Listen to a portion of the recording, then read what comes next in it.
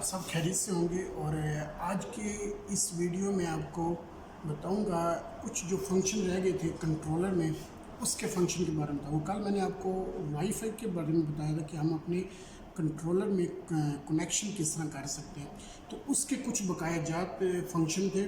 मैं अभी उसके रिलेटेड आपको बताऊँगा। तो चलते हैं वीडियो की तरफ।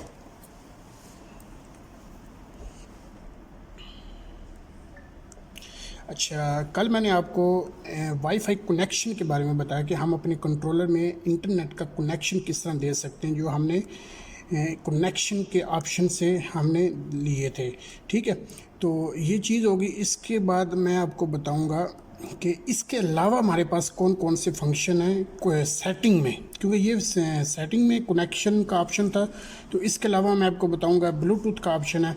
अच्छा, ब्लूटूथ के ऑप्शन में मैं आपको बताता हूँ कि हम अपने रिसीवर को किस तरह कनेक्ट कर सकते हैं अपने कंट्रोलर में।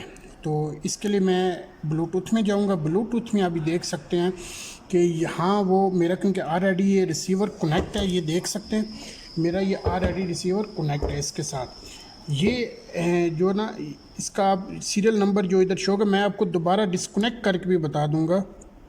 ठीक है, इसका हमने पिन नंबर जो होता है ना, उसको मैच करके इस साथ कनेक्ट करना पड़ता है। ये देखें, अभी इसका सीरियल नंबर है, लास्ट में 845 डिजिट शो कर रहा है।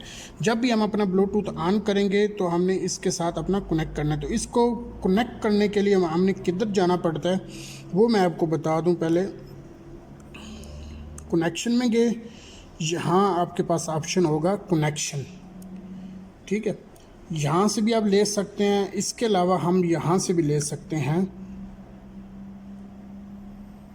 एक मिनट, यहाँ आपको ये वाईफाई ऑन किया, जिससे मैंने आपको बताया था कि हम वाईफाई से अपना कंट्रोलर कनेक्ट करेंगे इंटरनेट के साथ। उसके बाद ब्लूटूथ का ऑप्शन है। ब्लूटूथ में अगर आप ऑन करेंगे, ठीक है, तो वहाँ हमारा ओपन हो जाएगा। तो वहाँ वो सर्चिंग करेगा, जो भी उसको डिवाइस मिलेगी तो उसके साथ वो कनेक्शन करेगा अपना।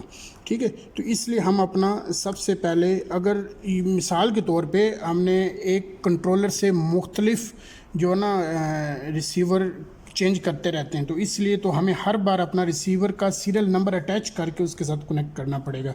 तो इसलिए ब्लूटूथ के ऑप्शन में जाना। अगर आपके पास ये कनेक्टेड नहीं है, अभी तो मेरा ऑलरेडी कनेक्टेड है। अगर नहीं कनेक्टेड तो आपने क्या करना है, ऐड न्यू डिवाइस पे जाना है। ऐड न्यू डिवाइस के पास जाके आपका जो भी रिसीवर ऑन होगा तो वो यहाँ शो करेगा। शो करने के बाद उसको आप अपना यहाँ नेक्स्ट करके सेव कर सकते हैं। ठीक है, अभी ये क्योंकि मेरे पास ये कंप्यूटर दूसरा शो कर रहा है, ये मेरे पास ये देख रहे हैं 845 ब्लूटूथ मेरा इसका ऑन है, तो ये शो कर रहा था। ये मेरा ऑलरेडी वैसे कनेक्टेड है, ये फिर दोबारा शो कर रहा है।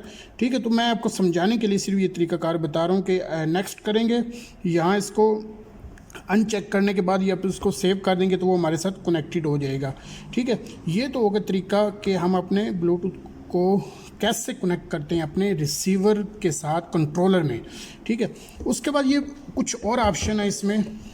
ये होम का ऑप्शन है, यानी कि इसमें आप अपने कंट्रोलर की मैनुअली सेटिंग कर सकते हैं, जो इतनी बेसिक नहीं होती हैं। ठीक है, ये क्लॉक अलार्म है, यानी कि जिसमें हम अपना अलार्म सेट कर सकते हैं मोबाइल की तरह। ये सेम टू सेम चीज़ है, इसमें कोई ऐसी एक्स्ट्रा चीज़ नहीं।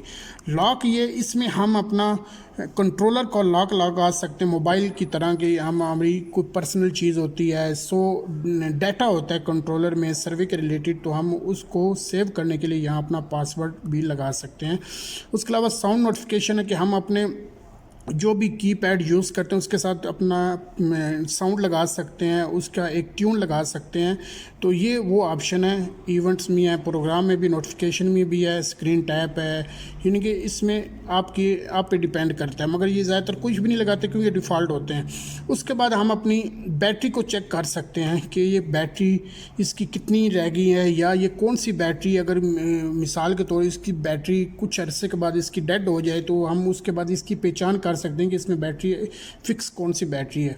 ठीक है, उसके बाद ये नीचे से ऑप्शन है सिस्टम, यानी सिस्टम का ऑप्शन ये इसी तरह के जिस तरह आपके कंप्यूटर में या मोबाइल में कुछ सॉफ्टवेयर इंस्टॉल हुआ होता है, विंडो इंस्टॉल हुई है, तो ये सेम वही चीज़ है। ठीक है, इसमें हमारी इतनी ज़्यादा चीज़ें बताने वाली नहीं, मगर मैं फिर भी आपको बता देता हूँ। ये सिस्टम मैंने ओके किया, इसके बाद ये ऑप्शन आ रहे हैं। ठीक है, इसमें अबाउट का ऑप्शन है।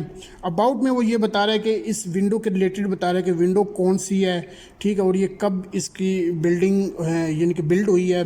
उसके बाद इसका प्रोसेसर कितना है, मेमोरी कितनी है।